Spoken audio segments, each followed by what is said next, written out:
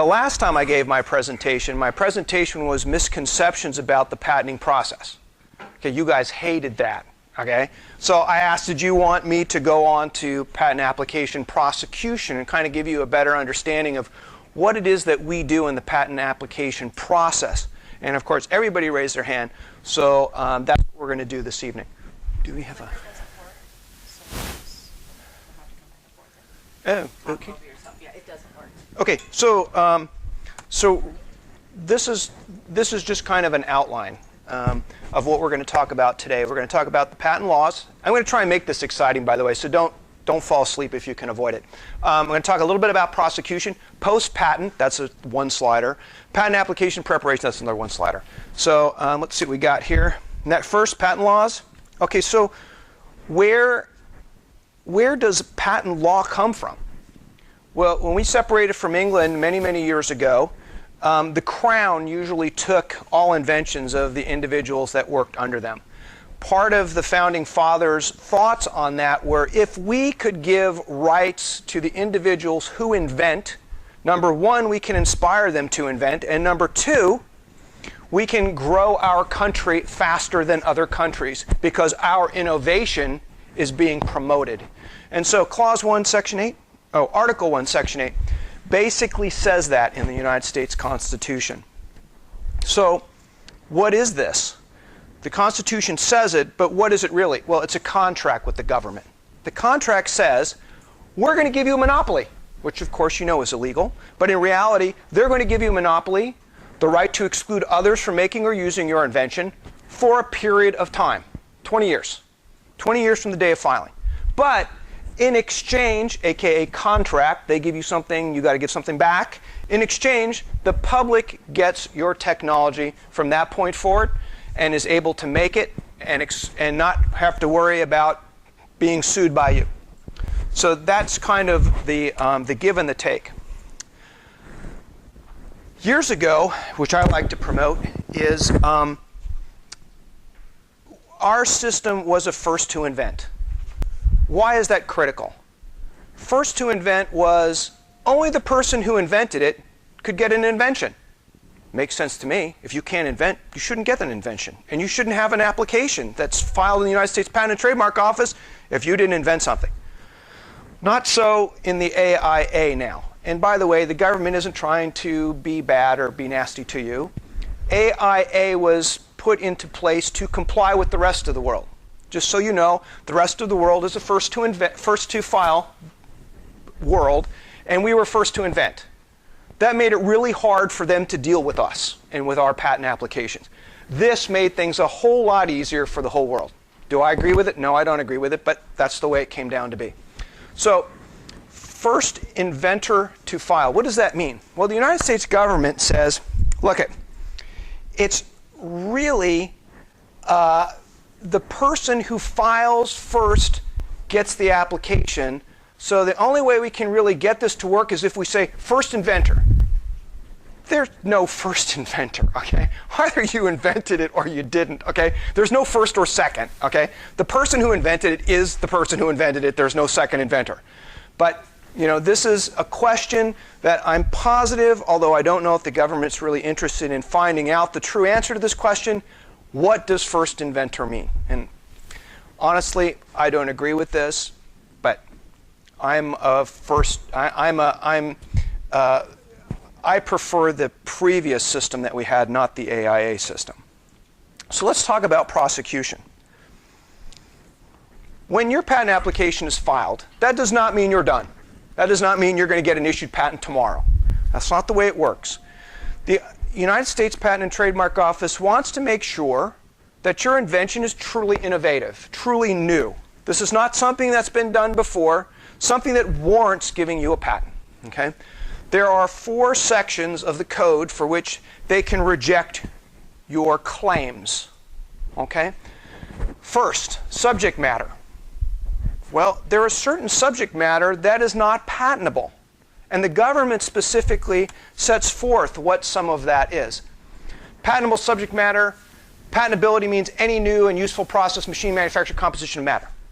So if you think of something new, composition of matter, a new pen, a new pencil, a new mousetrap, or whatever, great, it's patentable. But there are certain things that are not patentable.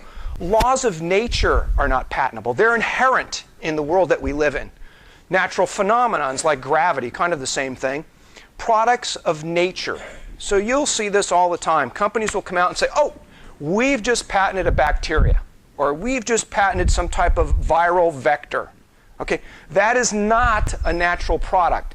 Man has modified those. My expertise is in the biotechnology, biochemistry area. Okay, so when we have things that we are telling you that we have patented, they have been modified, because the United States government will not patent something that is a product of nature. Algorithms and mathematical formulas, I don't really want to go into that because I've actually patented some of these. Okay, so but it depends on how it's processed. I want to let you know that everything I tell you tonight is in general. Okay, there are always exceptions to pretty much everything, and I've pretty much done all of them. But I'm going to just give you the specifics tonight. So novelty. That's 35 USC 102. What is novelty? Novelty is that whatever is already out there, what has already been produced, what has already been published, what has already been written, is not your invention. The prior art does not anticipate, which is the word that they use, your invention. 102 rejections are pretty easy to overcome, generally speaking. I often find that the prior art that the examiner thinks is exactly your invention is not exactly your invention. There's always something in there that doesn't work. So it's just my job to figure out what that is. I personally have never had a 102 stand. They have always fallen when it comes up against the rocks on my beach, okay? Next. Obviousness. This one is really tough, okay? Obviousness. What the examiner is allowed to do under obviousness is he's allowed to go in, I'm going to use the word cherry pick, although that's not really the case. Cherry pick's a bad word, but they cherry pick, meaning if your claim is a composition of A plus B plus C, they go in the prior art and they might find a reference that has A and B in it, and they might find a reference that has C in it. They'll stick it together and they'll say, oh, now we got all A, B, and C, therefore your invention is obvious. It's a real problem. It's a real problem. This is the one that I have the hardest time with. Again, I can tell you that I have overcome all my 103 rejections except for 2. Okay? But still, that's not the point. The point is it takes a lot of effort and a lot of time to do this. The examiner oftentimes, the real killer ones are when they only have 2 references. Then you're really stuck. If he's really got it, it's a problem. If they give you 5 references, your first argument is, well, how obvious could it be if it took you 5 references to get there? You know? It should only take 2. That's obvious. But anyway, so obviousness allows the examiner to pull references, more than one, to combine the teachings of those technologies and say, in view of that, one skilled in the art would be able to get your invention. So what is prior art? And how does prior art qualify? Now, I've got 2 things up here that kind of look the same, but they're really actually not. Basically, it's anything that is published anywhere in the world, period, before your invention. But there's also this other qualifier, which is some other issues, in use or on sale. Because sometimes it isn't published. Sometimes it's been made and it's for sale, or it's not being sold, but it's in use. So these also qualify. Question, if you propose something to the government developing, and you describe what you think should be patentable, does that start the clock running if they turn the proposal down? If you propose to a government, such as a government agency, such as the military, SBI, exactly. SBIRs are considered to be confidential. And if they're not, you always make sure that there's a clause in there that says that it is, that the technology that you're providing them under the SBIR is considered confidential and not to be disclosed. Then no, it does not toll a bar. The usual question that I get is, oh, well, I want to know is if my presentation to those 5 people in the audience that I gave last week, was that a disclosure? Does that act as priority against me? It could. Again, it depends. Everything depends. Were those 5 people held in confidence? Was it 1 company or was it 5 companies? Was it a research institution? I don't know. So again, almost every circumstance has particular facts to it. And after analyzing the facts is really the only way that you can really determine whether or not something is considered a disclosure or not. So what is written description? What does it mean? When I draft a patent application, I have to provide a written description. I have to provide a written description that teaches how to make, use, and as a best mode of how to make it. Why are those critical? And this is important for everybody because I have had people who have attempted to draft patent applications on their own. And what they tell you is how great their invention is. They tell you exactly how it's going to save you money. They're going to tell you exactly how wonderful it is. But they don't tell you how to make it. They don't tell you what component parts there are. They don't tell you how to put it together. They may not even tell you how to use it. It may be obvious, but sometimes it's not. Well, that's not a patent application. Okay? So when you draft a patent application, the key aspect of this is to teach how to make and use. That's the first one. We'll talk about best mode in a second. Teach how to make and use. That means if you're talking about electronic component, like let's say this phone, okay? This phone's pretty complicated, but it has a memory, it's got a screen, and it's got a radio communication, let's say, device in it. That's great, but you got to tell the examiner how those are connected. How do those interface with each other? What screens can I use with what memory connected to what transmitter? Okay? Typically speaking, and I don't do electronics, so please forgive me if that didn't sound right. But generally speaking, when I draft a patent application like this that has component parts, I always give the examiner 3 component parts of the same thing. If I've got a memory, I'll say it's a memory that can do this, that gives the examiner the idea of what it's capable of. And then I'm going to give him some model numbers. And I'm going to say, for example, it can be this, this, or any other. But here are some examples. Why do I do that? 1, because I don't know what's going to happen in the future. So I don't know what that model or that piece of equipment is going to be in the future. But I can... Exactly. But I can tell you what it does, and if it does that, that's one of them. Okay? And then on top of that, I'm going to say, well, you know what? Also, here's some examples of what there is today that you can use. And then I'm going to tell you how to hook it up. That's important. Because if you only put one thing, and you only tell the examiner how to hook it up one way, you know what he's going to do? He's going to go right to that page, and he's going to say, put that in your claim. And you know what's going to happen? Your claim's going to go from here to about this big.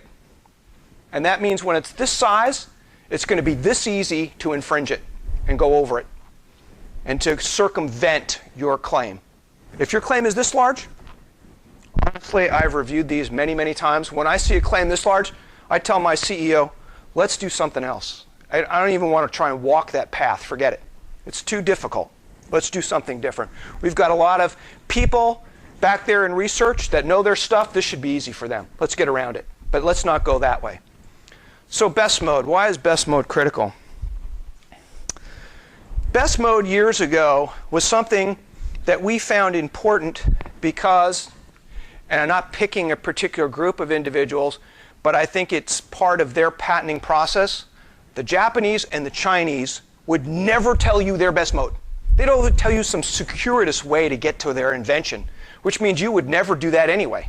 You would just forget it because this path that they've taken you is so ridiculous you wouldn't even try it. But then their best mode of what they were actually doing was simple and easy and less expensive, but they wouldn't tell you what it was. Now, I don't really think that that's fair, and neither does the United States Patent and Trademark Office. So providing the best mode that you know at the time is important. I've never really had a problem with that, but okay. So the examiner always likes to do this sometimes in a written description argument, a 112 argument. he'll always go, well, you know, I read your stuff, but I don't really think that what you gave me tells me that you had possession of the invention at the time of your filing. You're like, okay, whatever. You know, that he's just repeating what it's there. I can tell you 5 different ways to heaven on why I can show you I have possession at the time. But that's the argument that they always pose. And usually if you have somebody who's drafted your patent application, it teaches how to make, use, and best mode, you're good to go. You don't really have to worry. This they say, but it usually isn't an issue. Enablement. This is the make and use. If they're not finding what they need to understand how to make and use it, they're going to give you an enablement rejection, and they're going to say you haven't taught how to put this screen together with that particular piece of memory and to transmit it to whatever, and therefore you're going to have an enablement make and use issue. Again, if you have somebody drafting your patent application appropriately, this should not be an issue. Best mode, we've talked about that. Okay, so let's talk about the process. You filed a patent application. What happens? Well, I'm going to tell you right now, you do not get a patent, okay? Because I've had a client get really upset with me because we had filed a patent application and he instantly expected to have a patent when I was done filing it. And I had already gone through this process with him at least 3 times, okay? So the first thing, and all of this is maybe. Some of them are certain, but maybe. The first office action you will receive, generally speaking, is a restriction requirement. Why do I say generally speaking? Because most patent applications that I file have claims directed not only to a composition, but to a method of using that composition. The office considers those 2 inventions, and the law is 1 invention per patent application. So he will restrict those claims. He will say claims 1 through 5 are drawn to a composition of matter for a pencil. Claims 6 through 10 are drawn to a method of using said pencil for communication purposes. And then you'll have to pick one. Okay? So what does that mean? Okay, so I'm going to pick group 1 because compositions are far easier to present to a court for infringement. Methods are much more difficult. Well, I saw him using it. Oh, really? Well, who else saw him using it? But if he's got it in his hand, it's infringing right there. So the compositions are always stronger, generally speaking, than methods.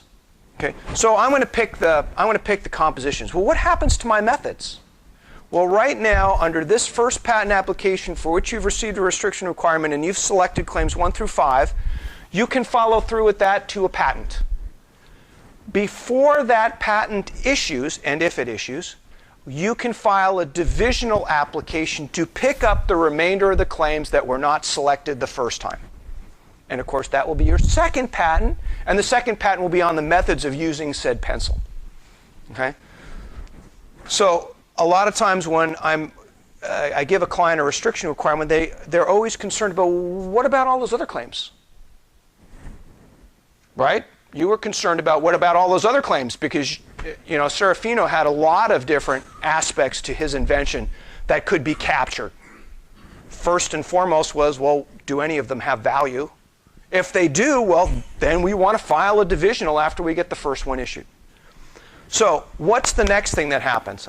This one is a for certain, generally speaking. Sorry, I said generally speaking again, because I've also had an allowance here.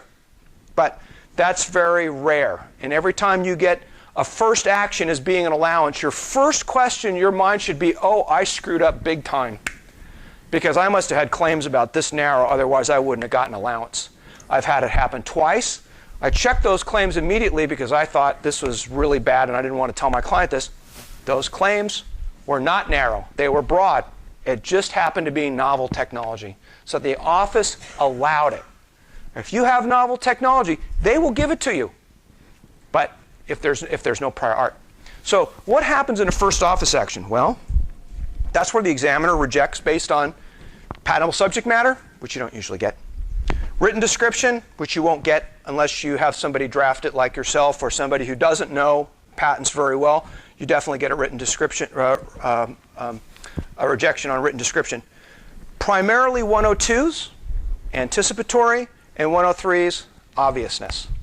The anticipatory ones, like I've said before, usually go away. It's the 103s that are always the problem. And that's where you argue them in your first office action. If everything goes well, the next thing you're going to receive is a notice of allowance.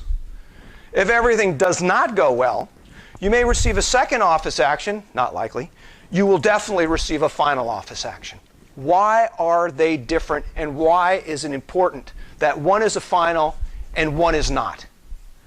The not final, you can do a lot of things with. You can amend claims, you can make arguments, you can persuade the examiner. Final? No, can't do that.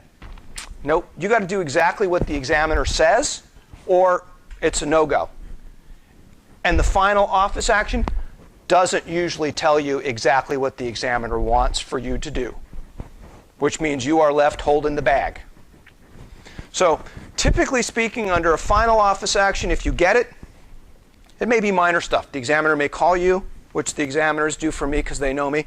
They'll give me a call and they'll say, look, either your responses here were pretty good, but I need some clarification, but I had to issue a final office action. Can we do X, Y, and Z in the claims? I'll say, yeah, sure. I think the client's going to agree with that. Let me call just to make sure, and then I'll call you back. But I have also had where they said, no, sorry, Mr. Waller, but those amendments that you made to those claims did not work. I see it differently. So then what do? Well, I can go through the appeals process. It's going to cost you $25,000 minimum. Or I can file an RCE, request for continuing examination, and I can file those all day. The only problem is that an RCE costs us $850, but it's a lot less than $2,500, or $25,000, excuse me. And on top of that, if I amend the claims appropriately, I start the process all over again, because the next thing I get is a first office action. Now I call the examiner and say, okay, we're back at square one. What do you want to see? What's going to help you? Where are we not meeting on this? I can do that before I go through finals. Oftentimes I will do that on the first office action. But typically speaking, when we go through this process, that's the second thing I'll do is I'll call the examiner and say, what is it you want to see? Notice of allowance, that's always exciting. I get those a lot. I love it. I can tell a client that you've received an allowance. Now all you have to do is pay the issuance fee and we're good to go. And you'll receive your patent letters or letters patent in about 2 months or so. And then you'll have a patent application, an issued patent that comes to you with a gold seal, and used to come with a red ribbon. Now they just kind of stamp it red on there, so not so exciting. What's the typical time frame? I'm sure it's between 5 years. It depends. The fastest patent that I have ever received was less than 9 months, which was amazing. Okay, I've never seen it again after that. And I've talked with lots of patent practitioners. Nobody's ever had that. Typical is about 2.5 to 3 years for mechanical devices. So it depends on your class. You want to talk about biotechnology? I got some sitting out there for 12 years. Okay, so, but again, those are a little more complicated. They take a little bit more effort. Simple devices don't really require that much. You can usually come to some agreement with the examiner relatively quickly. So I'd say 2.5 years. If you've got somebody good who has a rapport with the examiners and isn't producing friction with examiners on a regular basis, 2.5 years should do it. 20 years starts from the date of filing. So the faster you get it, the better. Now see, I told him it was 2.5 years, right? Well, it's 20 years from the date of filing, so he has 17.5 years left. Is that right? Yeah, 17.5 years left. Years ago, when it was first to invent, you had 17 years from issuance. So he actually gets an extra 6 months on it. So your 12-year, you're the one that's been hibernating for 12 years. Well, again, that's a complicated issue, but basically what we do is when it finally issues, there's a prosecution process, this process that we were talking about. There are delays. Those delays can be on the U.S. Patent and Trademark side or on our side. If they're on our side, we don't get that time back. But if it's on their side and about half the time it is, we get all that time back. And they tell us, oh, you got 775 days more on your 20 years or whatever it is. And so you reclaim some of that. So like I told you before, it's one invention per patent. Now when I filed Serafino's, I think there was probably more, there was more than one in Serafino's. Okay? And I would bet that I think in Chris's, there was definitely more than one, and there's like 3 in that one. Okay, but Chris had a great idea, and I couldn't stop thinking, so that was a problem. So, but we got a lot covered. He's got property like out here somewhere, which is nice. So in your first and final office actions, like I told you, probably not going to happen.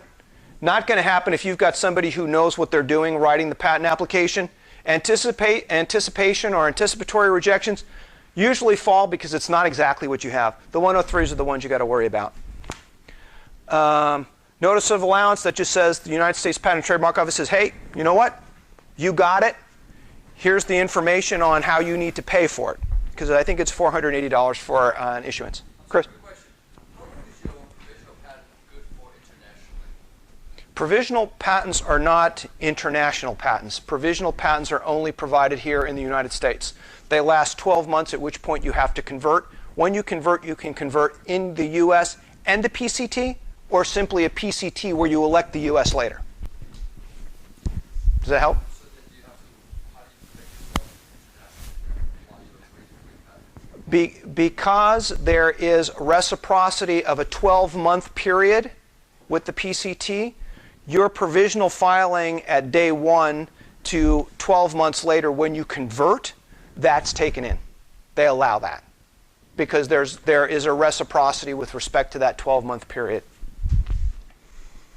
With respect to that provisional, I'm sorry, with respect to that provisional, if it expires and they don't convert, Then you don't get the provisional filing date when you file the next application. Now, again, there's a lot of strategies. I have one client who's in biotechnology who does, his technology is so novel that there's nobody following behind him that we really worry about, but we do every once in a while. So what happens is when he files a provisional, he says, well, I'm not really sure how this is going to work. I got to do some testing on it. I said, fine, file a provisional now and tell me what you think's going to happen. I said, once you get the test results, I want to file another provisional if what you're thinking is not what actually happened. And then we'll file another one. And then finally, at the end, we filed, I think, 6 provisionals. But we convert, but in 1 year. And we converted with the first one, but took the application of the 6th one and filed it at that 12-month period and converted it. So we got everything in the first year. But he had to do a lot of testing, and in biotechnology, that's sometimes relevant on what we're trying to do, so we do that. And that way, also, I'm sorry, but the other thing I don't like, I've been in litigation before, okay? I don't want to make it easy for them. If I can file 6 provisionals and get the prosecution to have to sit there with their legal team for 6 months figuring out what priority dates I have for what claims, all power to me. They just spent $500,000, and it was it was because of me. I'm good with that. I've done some litigation, and there are complicated areas that come up that take lots and lots of time. I like to make sure the other side has to deal with that. so maybe my question was misunderstood. Okay. If the inventor and the person who created the provisional lets it go into the ether after 12 months, then is it wide open? Or It would still, I mean, could they come back and make a small change, refile it, same for Correct. no one else knows about it? Correct. Well, provisional filing, unless you give it to somebody, totally, it's never published. That sits on a shelf in the Patent and Trademark Office, never published. So if somebody did provisional, Somebody did a provisional. There's nobody behind him that he's worried about, and he doesn't have the money to convert, let go. Whenever you're ready, we'll file another provisional. There's nobody following him that you have to worry about getting a patent in before yours. But if there is, then you don't want to take a chance. Okay? There is a client that I have done this with, but here's the catch. The catch is the device that we're not worried about, that we just keep filing provisionals one after the other without worrying about the priority date, is because this can't be used without this piece, and this piece is already patented. So technically speaking, this is just an addition to this, so it really doesn't matter. So nobody can make this because they don't have this. So that is the way we manage that one. for international, it all has to happen at the same time. Like someone has a patent, you wait 5 years and they do an international patent on it. No. No. You have a 12-month reciprocity period when you file your provisional in the United States to get a PCT application. In that 12 months, if you don't do it, you lose those rights. Okay? So you do want to file on a PCT if you're going to do that. Okay? Again, it give you a perspective, because I know a lot of people say, well, I want worldwide rights. First of all, nobody in the world ever gets worldwide rights, not even the pharmaceutical companies with $500 billion. Okay? It's just too expensive to go to 250 nations. It's not going to happen. Most of them go to 5 countries. And that is probably 300,000 to 500,000. Okay? So, and again, that's if prosecution goes well. If prosecution does not go well, forget it. It's much more than that. Okay? And you're going to want the European, you're going to want Australia, you're going to want Canada, you're going to want the US. You may want Mexico, depending on where you're producing. You definitely want Japan, China, and Korea, because you may want to go over there to start producing and packaging and sending over here to the US. If you do that, there's just a lot of things to consider. So most single individuals, including myself, do not file overseas. There are, like I said, this is general. There are reasons to do that. So let's say, for example, I develop something that I know a big company wants. And I know that that big company produces in Korea. And I know that their biggest market is in Canada. Well, I'm going to file in the US, I'm going to file in Canada, and I'm going to file in Korea. Why? Because if they're going to give me value for my invention, that invention has to integrate seamlessly into their IP portfolio, or forget it. Because I've been there. If I look at your portfolio, it doesn't seamlessly fit into mine, it doesn't matter to me whether it does or it doesn't, but I'm going to ding you just because it doesn't. I'm going to say, we really wanted it for $3 million, but sorry, because we really want it in Korea. We didn't, but that doesn't matter. It's not in Korea. But we really want it in Korea because you can see all of our patents are in Korea. I give you 1.5. So there's a lot of strategy. Okay? But again, I wouldn't rush ab initio right into PCT filing. I would probably stay in the United States unless you have a business plan that warrants that type of filing. Is the EU one entity? The EU is one prosecuting entity, but has 15 or 20 countries. After you prosecute in Europe and it issues, there is no such thing as a European patent. You then have to go to Germany, you have to go to Italy, you have to go to Spain, you have to go to France and convert it into there. And then those are the patents you have. So I've had clients come to me and say, oh, we've got a European patent. I go right on the database, I look it up, I go, no, you don't. They go, yeah, we do. Look at it. It says right here, EPO 1780. Yeah, but you didn't convert it in any countries. That's a non-patent. There's no countries. Each country, not thousands, really. I mean, I don't know. It's Like issuance fees? yeah, kind of. You know, money. They take money for it. I mean, that's a revenue generator. Rewrite things. No. So once you go to the EU, Once you go to the through prosecution is done. Then you have to pay to go to the countries, but no prosecution. Okay. Nothing like that. Okay. So no uncertainties, it's just money. Correct. So right now, this is exciting, very exciting for me, okay? I have never, ever seen a United States patent fee go down. This used to be like $1,100. Now it's $480. I have no idea why. None whatsoever. No clue. Do they send out the hard copy books each weekend? I don't know. All right, post-patent. There is post-patent, by the way. You don't just get it. The office wants to extract money. Not just that. The other thing they want to do, too, is they want to say, okay, you know what? We're going to give you a patent. We're going to let you monopolize it. We're going to let you make a lot of money. But we want you to give it to the public as soon as you can. So we're going to inspire you to do that. How are we going to inspire you to do that? Well, at 3.5 years after issuance, we're going to charge you $800 to continue it. And after 7.5 years, we're going to charge you $1,800. By the way, I've done this, okay? I've paid all these fees for one of my patents. And it's just a way for the government, and I don't know if it's really necessarily a way for them to make money, more than it is a way to inspire you to give it to the public. They want you to end this. They want you to give it to the public and let them produce it. Also, the bottom line, too, for you is get in there, get your product made, get it sold, and get the heck out. If you can do that in 3.5 years, why are you going to pay for this? Next. Patent application preparation.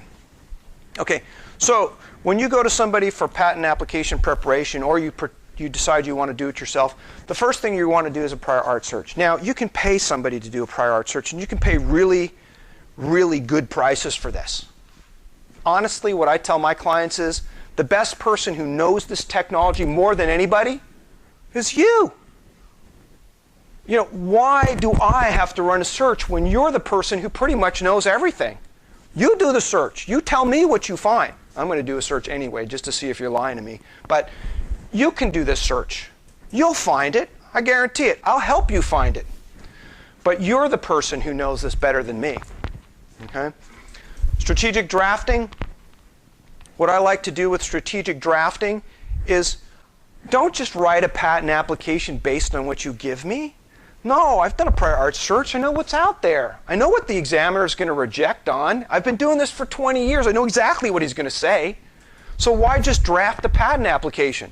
No, you draft it with arguments built in because you know what he's going to say. Do it in advance. Then you can pull it right out of the specification and say, oh, no, by the way, it doesn't work that way. Here it is. Take a look at paragraph 26. I've told you exactly how this doesn't work. Offensive and defensive disclosures. Most of the time, when you ask an attorney or patent agent to draft a patent application, the only thing they're thinking of is this. How do I protect your invention? The thing that you just brought to me, this thing. How do I protect this? No, that's not the answer. That's only one aspect of it. That gives me my picket fence this much around my house. Defensive patenting. Not necessarily what you're going to produce. Not necessarily what you're interested in, but what somebody who's smart enough to get around your patent is going to do. Put it in your patent. Here's your picket fence now. What's important about that is because if I see both of these when I'm starting to try and figure out how to get around your patent application, the bigger this is, the less chance I'm going to go around it. I'm just going to let it be, and I'm going to do something different. So give an example. Chris, can I talk about your patent? Okay. Chris had a great idea. I'm going to say that the one that you do now is the one that we originally did, which it's the other way around, but okay. So Chris had an idea for a target shooting device. The target shooting device is about this big, has a latex coating over it, which is red, green, whatever color you want it to be. But when the bullet hits it, the latex splits, and you can see at a distance that the target has been hit. You do not have to figure it out. You don't have to look at a scope and go, yeah, I think you hit that, Fred. No, it's obvious. It's not red anymore, okay? That's offensive patenting. That's what he wants to produce. That's what I'm going to write here. But that's not all of it. Defensive patenting. What am I going to do to get around his? Easy. I'm going to produce a disc like this, and I'm going to put, I don't know, sparkles in it, so that when it hits, it goes, right? So instead of a red thing disappearing, all of a sudden I get this big puff of stuff. Well, yeah, that's what I'm going to do when I see his device. Look, he's got a patent, and it tells you about this latex thing. Well, I'll produce something that doesn't have a latex thing. He needs that in his patent, otherwise he's got nothing. Because if he can't protect all of that. And so that's not in the claims, it's in a disclosure? It's in everything. It's in everything. And they'll restrict it out. They'll say, oh no, latex is different from that sparkle thing, so we're going to do a restriction requirement. So you get sparkle things one patent, the latex is another patent. It's up to Chris to decide. So that's the way it works. So he can file a divisional on the sparkle if he wants. If it shows no business, there's no business opportunity for that because it's clear that nobody who shoots a gun wants to see sparkles because it's just not a manly thing.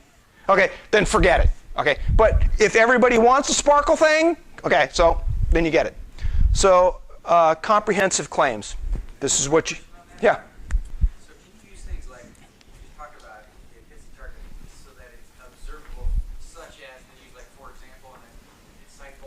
Pretty much.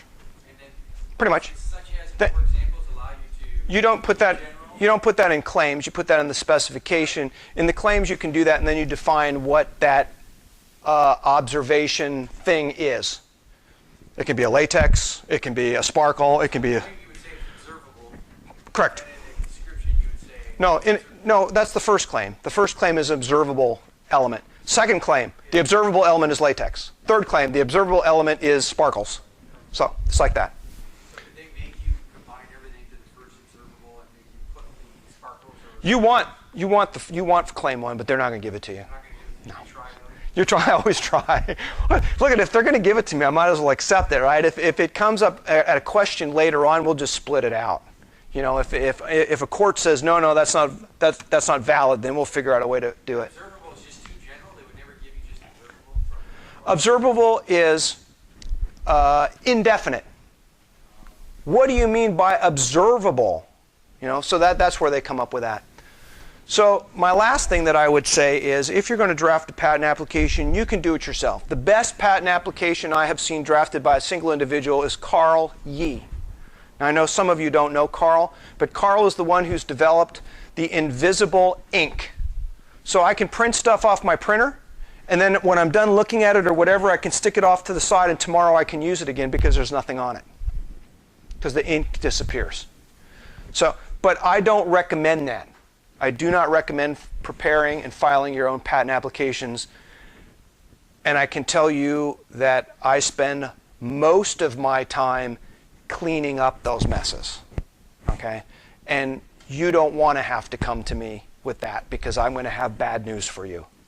I'm going to tell you what I can't do because it's just not there. It wasn't described. It's not in the specification. I can't use it.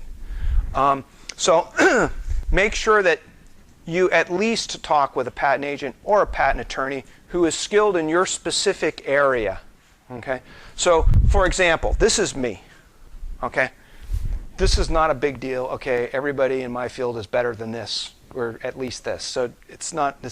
But here's what's key in my field, and when I review a particular patent attorney for a client of mine, is how many years were you a research scientist? Oh no, I went right from school getting my chemistry degree right into law school. I don't want you. Well, why? I know everything. No, you don't. Because you've never been in a lab. And so if you were to see an example in a patent application, you couldn't tell me if that example will work. Because you've never been in a lab. You don't know how to do that. I said, all you're going to do is look at it and go, oh yeah, it's an example, we're done. I don't need you. So that's critical in my area. These are just my degrees, no big deal. So I have research experience, and you can see where I've worked in research. I have industry experience, so you can see where the companies that I've worked for in chemistry. And then I've got my patent law experience, where you can see where I've worked for a couple of biopharmaceutical companies. For Genta, I was Director of Intellectual Property and Legal Affairs. I've had a couple of companies, only one of them's down there. Which one? David B. Warren Associates. Used to have patent solutions as well. So Gordon Reese and the Nath Law Group. So if somebody has these types of qualifications in your field, this is biotechnology, that's a good person to pick. That's it.